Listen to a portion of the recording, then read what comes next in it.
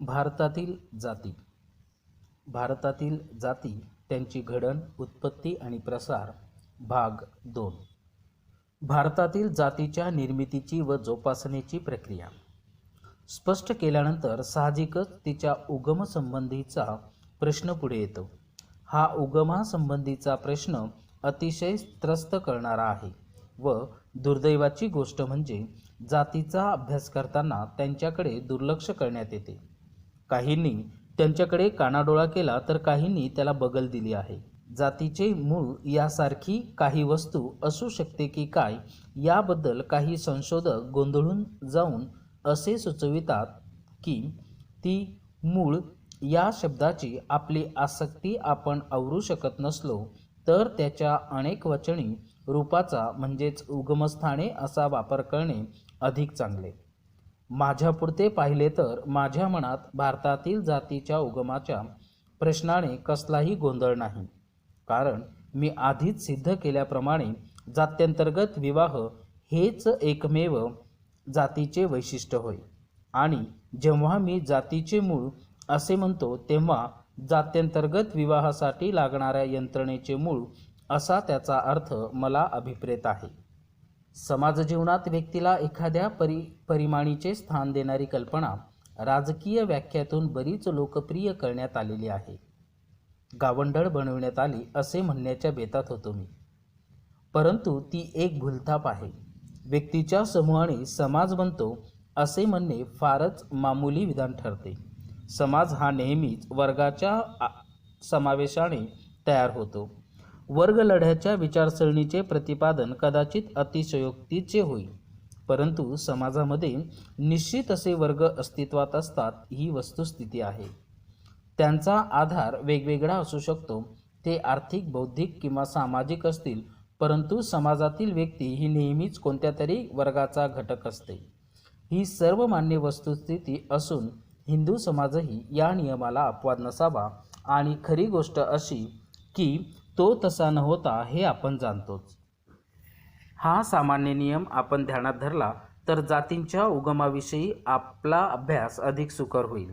म्हणून जातीमध्ये ज्याचे प्रथम रूपांतर झाले असा वर्ग कोणता हेच आपणास ठरवायचे आहे, कारण जात व वर्ग हे दरवाजासमोर दरवाजा असलेले शेजारी असून फारच थोड्या भेदामुळे त्यांचे अस्तित्व वेगळे ठरते.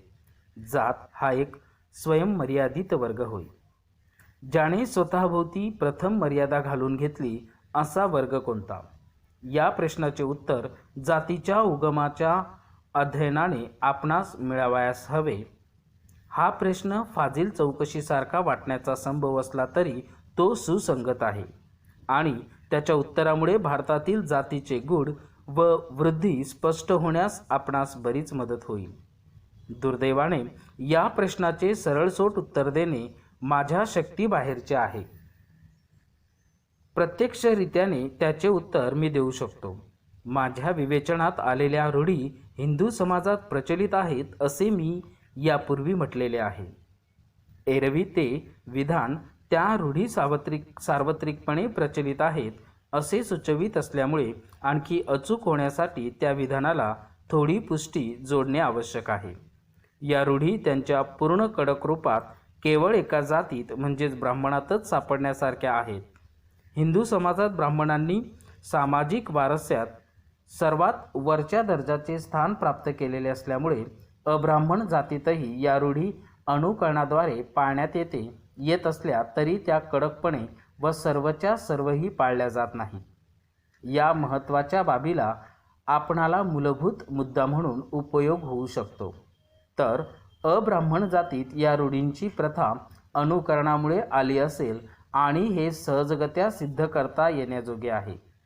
तर जाती व्यवस्थेचा जनक कोणता वर्ग आहे हे सिद्ध करण्यास कसल्याच युक्तिवादाची आवश्यकता उरत नाही.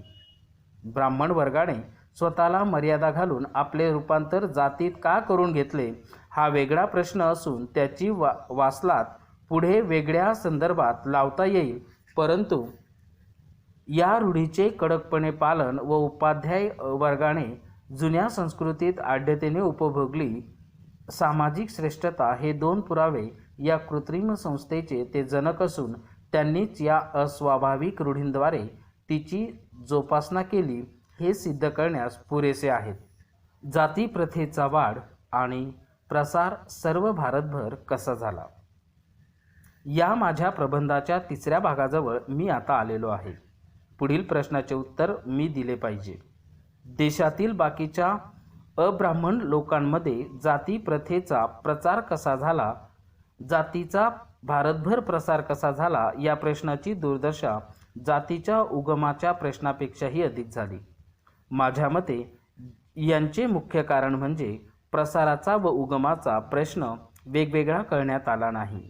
असे होण्याचे कारण म्हणजे एकतर भारतीय स्मृतिकारांनी दैवी विभागणी करून भारतातील गरीब जनतेवर जाती प्रथा लादली, किंवा भारतीय जनतेत असलेल्या एखाद्या विशिष्ट जाती सामाजिक उत्क्रांतीच्या नियमामुळे जातीचा प्रसार झाला, असा विद्वानांचा गैरसमज झालेला आहे. प्रथमतः भारतीय स्मृतिकारकांचा समाचार मी घेऊ इच्छितो.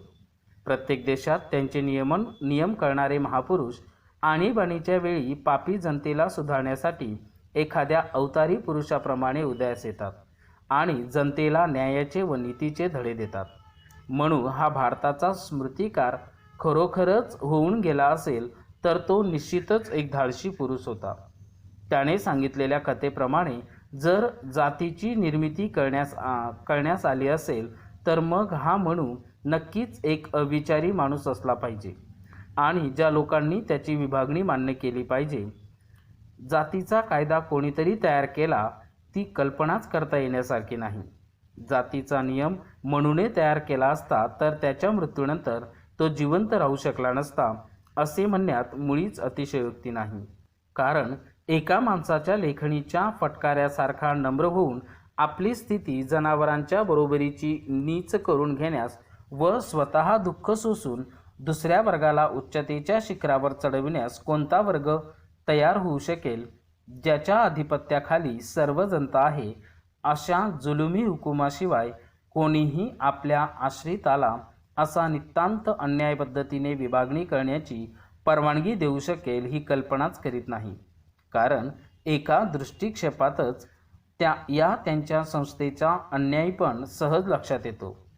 मनुविषयी मी फारच कठोर आहे असे वाटण्याचा संभव आहे, परंतु त्याचे भूत ठार मारण्या इतके माझे सामर्थ्य पुरेसे मजबूत नाही याची मला खात्री आहे.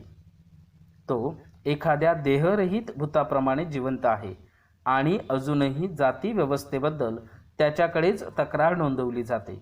मला तर अशीही भीती वाटते की तो आणखी बराच काळ जिवंत राहील.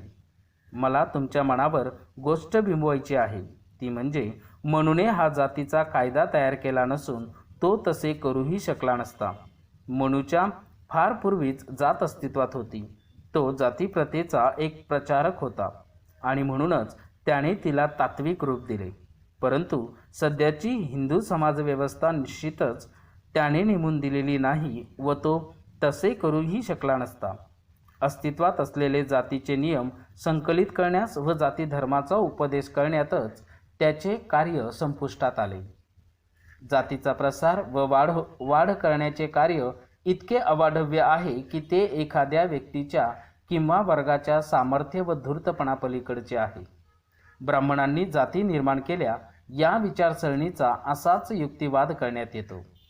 मनुच्या बाबतीत मी जे सांगितले आहे त्यानंतर वैचारिकदृष्ट्या ही विचारसरणी चुकीची असून उद्देशतः द्वेषमूलक आहे एवढे सांगितले म्हणजे पुरे. आणखी काही विशेष सांगण्याची गरज नाही. अनेक बाबतीत ब्राह्मण दोषी असतील आणि ते दोषी आहेत असे मीही म्हणतो, परंतु अब्राह्मण जनतेवर जातीप्रथा लादण्याचे कार्य त्यांच्या सामर्थ्याबाहेरचे होते. त्यांनी आपल्या अस्खलित तत्त्वज्ञानाद्वारे प्रसाराच्या क्रियेत मदत केली असेल, परंतु त्यांच्या जातीच्या सीमेपलीकडे त्यांच्या योजना ते निश्चितच रेटू शकले नाहीत. एखाद्याने स्वतःच्या मनुन्यावर हुकूम समाज घडविण्याची कल्पनाच किती तेजस्वी व भव्य आहे. तो असा रम्य कल्पना करून स्वतःची प्रशंसा करू शकतो व आनंदात मशगूल होऊ शकतो, परंतु तो ती कल्पना प्रत्यक्षात फारशी पुढे रेटू शकत नाही. माझ्या हल्ल्याचा आवेश अनावश्यक वाढण्याचा संभव असला तरीसुद्धा मी तुम्हाला ठासून सांगतो की तो निष्कारण नाही. हिंदू समाजव्यवस्था जातीच्या चौकटीत मोठ्या चातुर्याने बसवलेली असून शास्त्रींनी जाणीवपूर्ण निर्माण केलेली ती एक संस्था आहे, असा श्रद्धाळू हिंदूच्या मनात दृढ विश्वास आहे. केवळ असा विश्वास आहे एवढेच नाही तर ती चांगलीच असणार, कारण ती शास्त्रांनी नेमून दिलेली आहे व शास्त्रे चूक असू शकत नाहीत असाही त्यांचा समज आहे. या वृत्तीच्या विरुद्ध बाजूने एवढ्या आवेगाने मी माझे मत मांडले याचे कारण धार्मिक पावित्र्याला काही शास्त्रीय आधार आहे म्हणून नव्हे. उपदेशाने जातीव्यवस्था निर्माण झाली नाही व नष्टही होणार नाही. एखाद्या शास्त्रीय स्पष्टीकरणाला धार्मिक पावित्र्य बहाल करून त्याची स्तुती करीत बसण्याच्या वृत्तीतील ढोंगीपणा दाखवून देण्याचा माझा उद्देश आहे.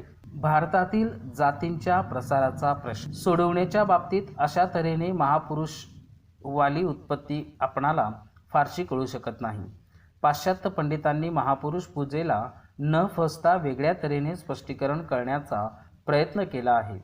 त्यांच्या मते ज्या केंद्रबिंदूभोवती जाती निर्माण झाल्या ते असे: 1. धंदा, 2. वर्गीय संस्थांचे अवशेष इत्यादी, 3. नव्या श्रद्धेचा उदय, 4. मिश्र जातीय सतती आणि 5. देशांतर. हे केंद्रबिंदू इतर समाजांमध्ये अस्तित्वात नाहीत की काय, आणि हे केवळ भारताचेच वैशिष्ट्य आहे काय, असा यावर प्रश्न निर्माण होऊ शकेल. ते केवळ भारताचेच वैशिष्ट्य नसेल व सर्व जगात सारखेच आढळून येत असतील तर पृथ्वीच्या इतर भागात त्यांनी जाती का निर्माण केल्या नाही? वेदांच्या भारतभूमीपेक्षा ते इतर भाग जास्त पवित्र आहेत म्हणून की काय, की ते पंडितच चुकले म्हणावे? मला शंका येते की दुसरे विधानच सत्य असावे. वरीलपैकी एका किंवा अनेक केंद्रबिंदूवर आधारित उत्पत्तीबद्दल अनेक लेखकांनी श्रेष्ठ दर्जाचा सिद्धांत मांडल्याचा आव्हानला तरी जवळून तपासून पाहिल्यानंतर मॅथ्यू आर्नोल्डचा कसल्याही भव्यतेचा समावेश नसलेल्या मामूली वस्तूचे भव्य नाव या विधानाची ती फिटफाट उदाहरणे आहेत असे कोणालाही खेदाने म्हणावे लागेल. सर डेन्झिल, आयबेस्टन, मिस्टर नेस्फिल्ड, मिस्टर सेंट आणि सर एच रिस्ले यांनी पुढे मांडलेल्या जातीच्या वेगवेगळ्या उत्पत्ती याच नमुन्याच्या आहेत. त्यांचे एकदम परीक्षण करावयाचे म्हणजे वरपांगी तर्काचे रूप दिलेल्या रडगाण्याचे ते दिखाऊ रूप होय असे म्हणावे लागले. उदाहरणार्थ, श्री नेस्फिल्ड म्हणतात की ज्यावर भारतातील जाती व्यवस्था उभारल्या गेली तो एकमेव आधार म्हणजे केवळ धंदा होय. परंतु त्यांनी वरील विधान करून आपला विचार मुळीच पुढे नेलेला नाही याची त्यांना आठवण करून दिली पाहिजे, कारण भारतातील जाती ह्या उद्योगमूलक आहेत इतकाच त्याचा वास्तविक अर्थ आहे. आणि हा तर अगदीच मामूली शोध आहे. उद्योगमूलक वर्गाने आपले रूपांतर उद्योगमूलक जातीत का करून घेतले याचे कारण आपणाला श्री नेस्फिल्डकडून अजून कळवायचेच आहे. श्री नेस्फिल्डची उत्पत्ती नमुना म्हणून पुरेसी नसली तर इतर मानववंशशास्त्रांच्या उत्पत्तीचा विचार मी मोठ्या आनंदाने केला असता, परंतु वस्तुतः तशी आवश्यकता दिसत नाही. विघटनाच्या नियमानुसार निर्माण झालेली एक अद्भुत गोष्ट अशा दृष्टीने काही उत्पत्ती जाती व्यवस्थेचे स्पष्टीकरण करतात. धार्मिक शरणागतीची भाषा वापरून सांगायचे म्हणजे हर्बर्ट स्पेन्सर सारख्या मते सजीव प्राण्याच्या देहरचनेत जशी भिन्नता असते तशीच जाती भिन्नता सुद्धा पूर्णतः नैसर्गिक उत्क्रांतीद्वारे निर्माण झाली. तर काहींच्या मते संततीशास्त्राच्या नियमामुळे जाती निर्माण झाल्या. जाती संस्था अटळपणे अस्तित्वात आली किंवा निसर्ग नियमाशी जुळवून घेण्यासाठी गरीब व अगतिक जनतेवर जाणीवपूर्वक ती लादावी लागली असा चुकीचा युक्तिवाद सर्वच करतात. म्हणून या सर्व उत्पत्तीच्या परीक्षणासाठी खोळंबून राहण्याऐवजी या विषयावरील माझे विचार मी तुमच्यासमोर ठेवतो. जगातील इतर समाजाप्रमाणेच भारतीय समाजही सुरुवातीच्या काळात अनेक वर्गांनी मिळून बनलेला होता याची आपण आठवण ठेवली तर आपणास बराच लाभ होण्यासारखा आहे. भारतात प्राचीन काळी पुढील वर्ग होते: 1. ब्राह्मण किंवा उपाध्याय वर्ग, 2. क्षत्रिय किंवा सैनिक वर्ग, 3. वैश्य किंवा व्यापार वर्ग व 4. शूद्र किंवा शेतकरी व मजुरांचा वर्ग. ही वर्ग पद्धतीच होय. ही गोष्ट विशेषत्वाने लक्षात घ्यावयास हवी. या पद्धतीत व्यक्तींनी पात्रता मिळवल्यानंतर त्याला सर्व बदलविता येऊ शकत होता व त्यामुळे वर्गातील व्यक्ती बदलत्या राहत असत. हिंदूच्या इतिहास काळात केव्हा तरी उपाध्याय वर्गाने सामाजिक संबंधांच्या बाबतीत बाकीच्या जनतेपासून स्वतःला वेगळे तोडून घेतले आणि प्रवेशबंदीच्या मार्गाने स्वतःचे जातीमध्ये रूपांतर करून घेतले. श्रम विभागणीच्या तत्वानुसार बाकीच्या जनतेचीही विभागणी झाली. त्यामुळे काही वर्ग खूप मोठे तर काही अगदीच लहान झाले. वैश्य आणि शूद्रात जास्तीचा मूळ रूपाचा बराच मसाला भरलेला होता. त्यामुळे आजच्या अनेक जातीच्या उगमाचा हा वर्ग मूळ साठा ठरला. सैनिकी पेशा स्वभावतःच अशा पोट विभागणीस अनुकूल नसल्यामुळे क्षत्रिय वर्गाचे विभाजक राज्यकर्ते व सैनिक अशा दोनच भागात होऊ शकले. एका समाजाचे अशा तऱ्हेने पोट विभाग पडण्याची प्रक्रिया पूर्णतः स्वाभाविक आहे. परंतु या पोट विभागासंबंधी अस्वाभाविक गोष्ट म्हणजे त्यांनी वर्ग पद्धतीतील मुक्त प्रवेश पद्धती गमावली आणि ते स्वयंमर्यादित वर्ग बनले. त्यांनाच जाती असे म्हणतात. प्रश्न असा की प्रवेश बंद करून अंतर्गत विवाह करणारा वर्ग होण्यास त्यांना भाग पाडण्यात आले की त्यांनी स्वेच्छेनेच प्रवेशद्वार बंद केले? माझे मत असे की यांचे उत्तर दुहेरी स्वरूपाचे आहे. काहींनी स्वतःद्वारे बंद केली तर इतरांना त्यांच्यासाठी दारे बंद असल्याचे आढळून आले. यातील पहिले भाष्य मानसशास्त्रीय असून दुसरे मात्र यांत्रिक स्वरूपाचे आहे. तरी पण ते परस्पर पूरक आहेत आणि जाती समस्येचे पूर्ण स्पष्टीकरण करण्यासाठी दोन्हींची आवश्यकता आहे. प्रथम मी मानसशास्त्रीय भाष्य विचारासाठी घेतो. या संदर्भात आपणाला पुढील प्रश्नाचे उत्तर द्यावयाचे आहे. हे पोट विभाग किंवा तुमच्या आवडीप्रमाणे त्याला औद्योगिक, धार्मिक किंवा आणखी कोणतेही वर्ग म्हणा, हे वर्ग स्वयंमर्यादित अथवा अंतर्गत विवाह करणारे वर्ग का बनेल? याचे कारण म्हणजे ब्राह्मण तसे होते म्हणून, असे माझे उत्तर आहे. अंतर्गत विवाह किंवा प्रवेशबंदी पद्धती ही हिंदू समाजात टूम होती आणि ब्राह्मण जातीतून तिची सुरुवात झाल्यामुळे सर्व अब्राह्मण पोट विभागांनी किंवा वर्गांनी अंतःकरणपूर्वक तिचे अनुकरण केले व पाळीपाळीने तेही अंतर्गत विवाह पाळणाऱ्या जातीत रूपांतरित झाले. विभाजनाच्या प्रक्रियेत वाटचाल करीत असताना या अनुकरणाच्या साथीचा संसर्ग सर्वच पोट विभागांना झाला व सर्वांना जातीचे रूप अनुकरणाची प्रवृत्ती मानवी मनात खोलवर रुजलेली असून भारतातील विभिन्न जातींच्या घडणीचे ते अपुरे स्पष्टीकरण आहे असे वाटू नये. तिने इतके खोलवर घर केले आहे की वॉल्टर बँगॅट म्हणतो, अनुकरण प्रवृत्ती ऐच्छिक किंवा जाणीवपूर्वक असते असे आपण मुळीच समजता कामा नये. याउलट तिची बैठक मुख्यतः मनाच्या अत्यंत सुप्त भागात असते व या सुप्त मनातील भावनांची जाणीव प्रत्यक्ष कार्य होईपर्यंत प्रगट मनाला होत नाहीत. इतकेच नव्हे तर आधी जाणीव होण्याच्या दृष्टीने या भावना इतक्या गूढ असतात की कार्य होत असताना सुद्धा त्या जाणवत नाहीत. आपल्या स्वभावातील अनुकरण प्रियतेचा मुख्य आधार म्हणजे आपल्या श्रद्धा होत. काही गोष्टींबद्दल आपल्या मनात अनुकूल पूर्वग्रह व काहींबद्दल प्रतिकूल पूर्वग्रह असतात. याची कारणे आपल्या स्वभावाच्या गूढ भागात असतात. परंतु श्रद्धाजन्य अनुकरण वृत्तीबद्दल शंकाच असू शकत नाही. गॅब्रिएल ट्रेड या लेखकाने अनुकरण प्रवृत्ती हाच विषय शास्त्रीय अभ्यासासाठी निवडला असून त्याचे अनुकरणाचे 3 नियम सांगितले आहेत. यापैकी एक म्हणजे अनुकरणाचा प्रवाह श्रेष्ठ दर्जाच्या लोकांपासून कमी दर्जाच्या लोकांकडे वाहतो आणि किंवा त्यांचेच शब्द उद्घृत करतो. संधी दिली तर अमीर उमराव लोक त्यांच्या नेत्यांचे, त्यांच्या राजांचे किंवा शासनकर्त्यांचे सर्वकाळी व सर्वस्थळी अनुकरण करीत असतात.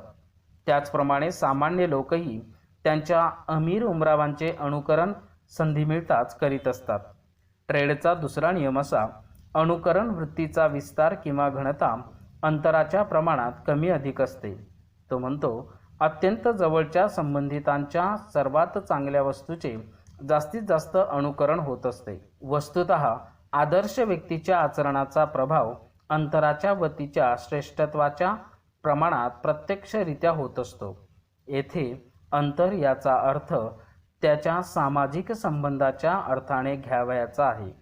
तथापि जर त्या व्यक्तीशी अनेक प्रकारचे व रोजचे संबंध येत असतील व आपली अनुकरण वृत्ती तृप्त करण्याची सर्व प्रकारची संधी आपणास उपलब्ध असेल, तर या दृष्टीने ती व्यक्ती प्रत्यक्ष परिचित नसली किंवा फार दूर अंतरावर असली तरी ती जवळच आहे असे म्हणावे लागते. सामाजिकदृष्ट्या उच्चत्व लाभलेल्या लोकांनी घालून दिलेल्या प्रथांचा प्रसार क्रमशः कसा झाला याचे स्पष्टीकरण या कमीत कमी अंतराच्या अनुकरणाच्या नियमाने होते. काही जातींची घडण अनुकरणाच्या वृत्तीमधून झाली. ही माझी उपपत्ती सिद्ध करण्यासाठी वस्तुतः तिला पुराव्याची गरज नाही. अनुकरणाच्या द्वारा जातींच्या घडणीला नितांत आवश्यक असलेली परिस्थिती हिंदू समाजात होती की नाही हे पाहणे उत्तम मार्ग ठरेल असे मला वाटते. वरील अधिकारी लेखकाच्या मते अनुकरणासाठी पुढील परिस्थिती आवश्यक असते. एक म्हणजे त्यांचे अनुकरण व्हावयाचे आहे त्यांना समाजात मानाचे स्थान असले पाहिजे, आणि दोन, त्या समाजातील लोकांचे परस्पर संबंध विभिन्न व नित्य असले पाहिजे. ही परिस्थिती भारतात उपलब्ध होती यात शंकेला जागा नाही. ब्राह्मण अर्धे मुर्दा देवच नव्हे तर भूदेव होता. तो एखादी प्रथा सुरू करतो व बाकीच्यांनाही तसेच घडवितो. त्याचा अधिकार निसंशय असून आशीर्वाद व कल्याणाचा तो मुख्य झरा आहे. अशा तऱ्हेने धर्मग्रंथांनी पवित्र बनविलेल्या व पुरोहित धार्जिनी लोकांनी पूज्य बनविलेल्या देहधारी प्राणी आपले व्यक्तिगुण शरणागत मानवांवर लादल्याशिवाय कसा राहील. ही गोष्ट जर खरी असेल तर त्याला निर्मितीचे मूल कारण का मानतात ते कळून येईल. वस्तुतः अशा प्रकारचा प्राणी केवळ अनुकरण करण्यापेक्षा अधिक पात्रतेचा असतो. निदान अनुकरणीय तरी असतोच.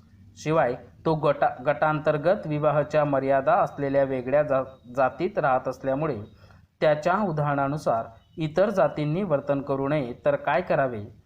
मनुष्य स्वभाव किती दुर्बल. एखादा गंभीर तत्ववेत्ता असो की एखादी क्षुद्र मोलकरीण असो, संधी मिळताच ते बळी पडल्याशिवाय राहत नाही. या वाचून दुसरे घडूच शकत नाही, कारण अनुकरण सोपे असून संशोधन मात्र कठीण आहे. तथापि जाती तयार होण्याच्या प्रक्रियेतील अनुकरणाची भूमिका स्पष्ट करण्याचा दुसरा मार्ग म्हणजे ज्या रूढींनी जातीच्या शैशवावस्थेत त्याच्या रचनेला आधार दिला. या रूढीबद्दल अब्राह्मण वर्गाचा कल कसा होता हे समजून घेणे हा होय. कारण या रूढींनी जातीचे संगोपन केले इतकेच नव्हे तर हिंदू मनावर ती पूर्णपणे कोरल्या जाईपर्यंत काळाच्या ओघात सतत साथ दिली व आज त्यांच्यामुळेच कसल्याही आधारावाचून हिंदू मनात जाती लोंबकळत आहेत. आज जातीला एखाद्या तळ्यातील शेवाळासारख्या बिनबुडाच्या श्रद्धेशिवाय दुसऱ्या कोणत्याही टेकूची गरज उरली नाही. अशा तऱ्हेने हिंदू समाजात एखाद्या जातीचा सामाजिक दर्जा, सती सक्तीचे वैधव्य आणि बालविवाह या रूढी ती जात ज्या प्रमाणात पाळते त्यानुसार वेगवेगळा ठरतो. ब्राह्मणापासून असलेल्या अंतरानुसार हा शब्द मी ट्रेडच्या अर्थाने वापरत आहे. वेगवेगळ्या जाती वेगवेगळ्या प्रमाणात या रूढीचे पालन करतात. ज्या जाती ब्राह्मणांना अगदी जवळच्या आहेत त्यांनी सक्तीचे वैधव्य आणि अल्पवयीन मुलीचा विवाह या दोन रूढींचे अनुकरण केले व इतर आणखी दूर असलेल्या जातींनी केवळ बालविवाहाच्या रूढीचे अनुकरण केले, तर फार दूर असलेल्या जातींनी फक्त जाती पद्धतीवरील श्रद्धेचे अनुकरण केले. यापुढे जाऊन मी असे म्हणतो की या अधुऱ्या अनुकरणाला ट्रेड, ज्याला अंतर म्हणतो, ते थोड्या प्रमाणात कारणीभूत असून काही प्रमाणात मात्र या रूढींचा रानटीपणा कारण ठरला आहे. हे उदाहरण ट्रेडच्या नियमाला ढळढळीत दाखला असून भारतातील जातींच्या घडणीची संपूर्ण प्रक्रिया ही सामान्यांनी वरिष्ठांचे अनुकरण करण्याची प्रक्रिया आहे असे मानण्यात येते. कसलाही संदेह ठेवीत नाही. माझा एक निष्कर्ष कदाचित तुम्हाला आकस्मिक किंवा निराधार वाटला असेल, म्हणून मी आता त्याच्या समर्थनासाठी थोडा मागे वळतो. आपल्यासमोर उपस्थित केलेल्या 3 रूढींच्या मदतीने ब्राह्मण वर्गाने सर्वप्रथम जातीची रचना सुरू केली असे मी या निष्कर्षाचे कारण इतर वर्गातील या रूढींचे अस्तित्व केवळ उसनवारीचे आहे असे मी दिले होते. अब्राह्मण वर्गात या रूढींचा प्रसार होण्याबाबत अनुकरणाच्या प्रक्रियेने बजावलेली भूमिका सांगितल्यानंतर आता हे स्पष्ट होईल की साधन रूपाने किंवा आदर्शाच्या रूपाने या रूढी अब्राह्मणात म्हणजेच जरी त्यांना कल्पना नसली तरी अनुकरणात्मक जर आहेत तर त्यांना नमुन्याप्रमाणे उपयोगी होण्यासाठी कोणती तरी पुरेशी श्रेष्ठ अशी मूळ जात आधी असलीच पाहिजे आणि ईश्वर सत्तात्मक समाजात ईश्वराच्या सेवकांवाचून नमुना होण्याचे कार्य दुसरा कोण करू शकणार.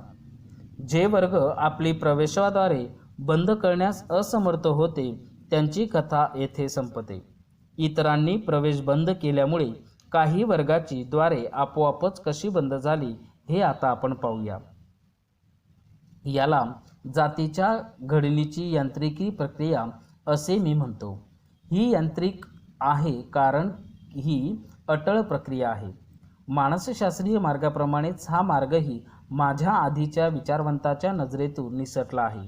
याचे एकमेव कारण म्हणजे त्यांनी प्रत्येक जात ही एकांडी व पूर्णतः पृथक संस्था आहे अशी समजून करून घेतली असून जाती व्यवस्थेतील एकदुवा या दृष्टीने तिचा विचार केला नाही.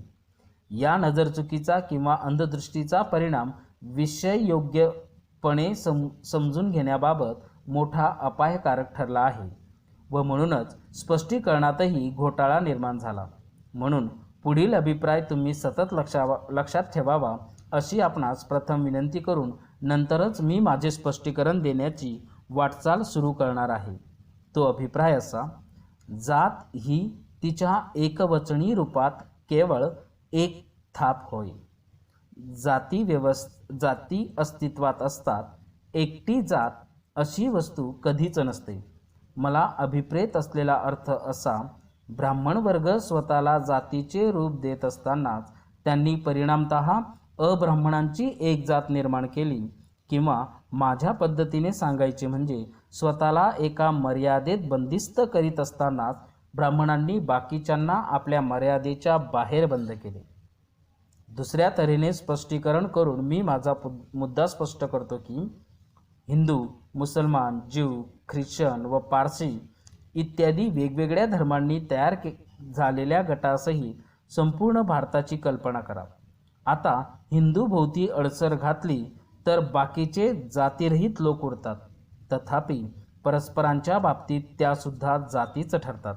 आणखी जर पहिल्या 4 धर्मातील लोकांनी आपापल्या वर्गाची दारे बंद करून घेतली तर पारशांनी जरी अप्रत्यक्षपणे स्वतःला मर्यादा घालून घेतली नसली तरी अप्रत्यक्षपणे ते सुद्धा आपोआप बंदिस्त होतात. प्रतिमांच्या भाषेत सांगायचे म्हणजे अवर्गाला स्ववर्गापर्यंत विवाह पद्धती पाळणारा वर्ग व्हावयास असेल तर परिस्थितीच्या दुर्दम्य दबावामुळे व वर्गाला तसे होणे भाग पडते.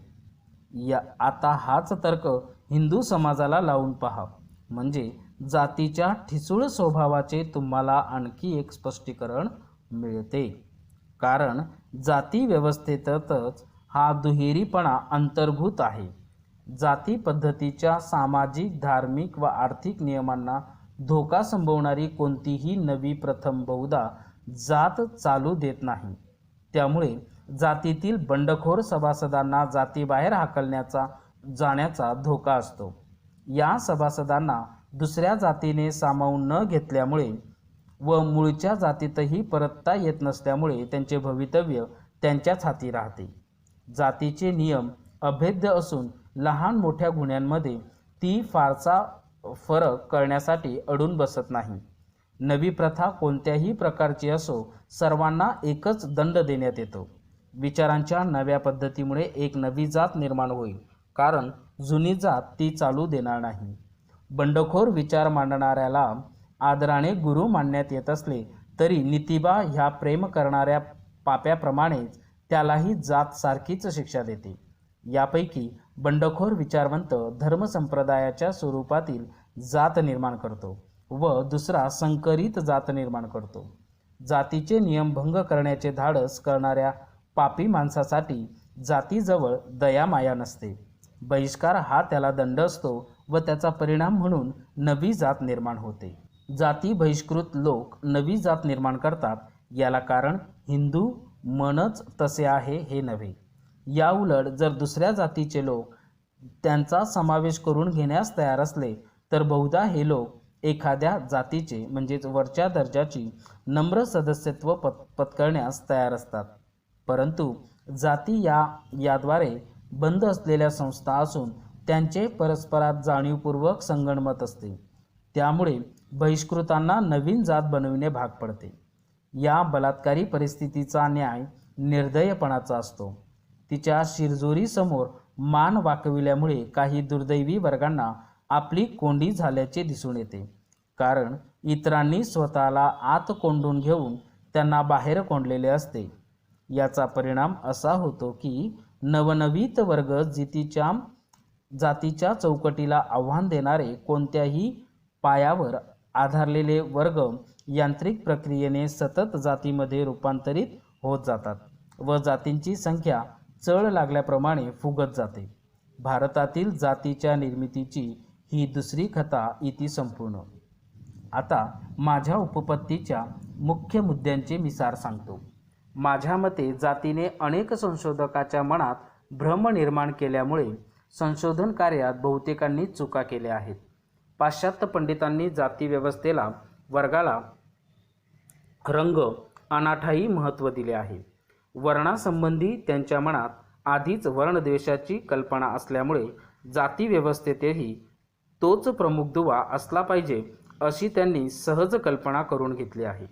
परंतु यापेक्षा अधिक खोटी गोष्ट असू शकत नाही. म्हणूनच डॉक्टर केतकरांचा आग्रह योग्य आहे. ते म्हणतात, सर्वच राजे रजवाडे मग ते स्वतःला तथाकथित आर्यवंशाचे समजोत की द्रविड वंशाचे समजोत, वस्तुतः आर्यच आहेत. जोपर्यंत पाश्चात्य विद्वान येथे येऊन त्यांची आर्य व द्रविड यांच्यात भिन्नतेची रेषा काढावयास सुरुवात केली नाही, तोपर्यंत येथे एखादी टोळी किंवा कुटुंब वंशदृष्ट्या आर्य आहे की द्रविड आहे या प्रश्नाने लोकांना कधीच सतावले नाही. चामडीच्या रंगाचे महत्त्व मानण्याचा कल फार काळापूर्वीच संपला आहे. यानंतर पुन्हा त्यांनी स्पष्टीकरणाच्या नावाने नुसते वर्णन केले आणि जणू काही त्या जातीच्या उगमाच्या उपपत्ती आहेत असे समजून त्यावरच ते झगडत बसले. धंदेवाईक, धार्मिक इत्यादी प्रकारच्या जाती आहेत हे खरे, परंतु कोणत्याही धर्माने ते जातींच्या उत्पत्तीचे स्पष्टीकरण ठरवू शकत नाही. धंदेवाईक वर्गांना जाती का म्हणण्यात येते हे अजून आपणास शोधावयाचे आहे, पण हा प्रश्न कधीही उपस्थित करण्यात आलेला नाही. जाती संस्था ही एखाद्या फुंकरीने निर्माण होण्यासारखी वस्तू असावी, त्याप्रमाणे त्यांना जातीचा प्रश्न ढिलेपणाने हाताळला आहे. याउलट समजून घेण्यास अत्यंत बिकट असा हा प्रश्न आहे. हे मी स्पष्ट केलेच आहे, कारण त्यामागे असणाऱ्या अडचणी अवाढव्य आहेत. जात श्रद्धेवर आधारलेली आहे हे खरे, पण एखाद्या संस्थेचा आधार म्हणून श्रद्धा उदयास येण्यापूर्वी तिला बळकटी आणण्याची व सतत चालू ठेवण्याची आवश्यकता असते. जातीच्या माझ्या अभ्यासात 4 मुद्दे अंतर्भूत आहेत. 1. हिंदू समाजाची रचना संयुक्त स्वरूपाची असली तरीही तेथे गंभीर स्वरूपाचे सांस्कृतिक ऐक्य आहे. 2. जात म्हणजे एका मोठ्या सांस्कृतिक ऐक्य असलेल्या समाजाचा एक अंशात्मक तुकडा आहे. 3. जातीची सुरुवात करणारी पहिली एक जात आहे. 4. अनुकरणाच्या या बहिष्काराच्या माध्यमाद्वारे वर्गाचे रूपांतर जातीमध्ये झाले आहे. ही कृत्रिम संस्था नष्ट करण्यासाठी अलीकडे मोठ्या चिकाटीने प्रयत्न केला जात असल्यामुळे या जातीच्या प्रश्नाला आज विशेष महत्त्व प्राप्त झाले आहे. तथापि अशा प्रकारच्या सुधारणावादी प्रयत्नामुळे तिच्या उत्पत्तीसंबंधी मोठ्या प्रमाणात वाद निर्माण झाले. एखाद्या सर्वसत्ताधारी व्यक्तीने जाणीवपूर्वक आज्ञा देऊन ती निर्माण केली की एका विशिष्ट परिस्थितीमुळे मानवी समाजाच्या उत्क्रांतीच्या प्रक्रियेत ती आपोआप निर्माण झाली, अशा वादाच्या बाजू आहेत. जे दुसऱ्या क्रमांकाची बाजू घेतात त्यांना माझ्या निबंधातील मुद्द्यांमध्ये विचारांचे खाद्य सापडेल अशी मला आशा वाटते. याचा प्रत्यक्ष उपयोग होवो की न होवो, परंतु जातींचा विषय सर्वसमावेशक आहे आणि त्यांच्या तात्विक बैठकीबद्दल माझ्या मनात जिज्ञासा निर्माण झाल्यामुळे माझे निष्कर्ष तुमच्यासमोर मांडण्याची मला इच्छा झाली. मला वाटते माझे निष्कर्ष योग्य पायावर आधारलेले नसून खंबीरपणे उभारलेले आहेत. तथापि ते कोणत्याही दृष्टीने अंतिम स्वरूपाचे आहेत असे समजण्या इतका दुराग्रही मात्र मी मानत नाही. उपकारक सत्य शोधण्यासाठी माझ्या मते संशोधनाचा एक योग्य असलेला मार्ग सुचवावा असा माझा प्राथमिक हेतू आहे. तथापि पूर्वग्रहदूषित होऊन या विषयाकडे जाण्यापासून आपण सावरले पाहिजे. भावनांना शास्त्रांच्या कक्षेबाहेरच बंदी घातली पाहिजे व वस्तूंचे निरीक्षण वस्तुनिष्ठ दृष्टिकोनातूनच केले पाहिजे. एखाद्या विषयावरील काही उपपत्ती नेहमीसाठी वादग्रस्त होऊन बसत असतात. असे असले तरी जेथपर्यंत माझा संबंध आहे तेथपर्यंत मी सांगू इच्छितो की एखाद्याच्या बुद्धिवादी दृष्टिकोनातून माझ्याशी मतभेद झाला तर माझे विचार प्रत्यक्ष सोडून देण्यातही मला आनंदच होईल. सारांश: जातीची उपपत्ती मांडण्याची माझी ज्याप्रमाणे आकांक्षा आहे त्याप्रमाणेच जर ती समर्थनीय आहे असे दाखवून दिले तर मी ती सोडून देण्यासही तयार आहे. डॉक्टर बाबासाहेब आंबेडकरांनी दिनांक 9 मे 1916 रोजी कोलंबिया विद्यापीठात मानववंशशास्त्र विभागाच्या अभ्यास मंडळासमोर वाचलेला हा निबंध आहे. भारतातील जाती लेखक डॉक्टर भीमराव रामजी आंबेडकर या पुस्तकाचे वाचन समाप्त. धन्यवाद. सप्रेम. जय भीम.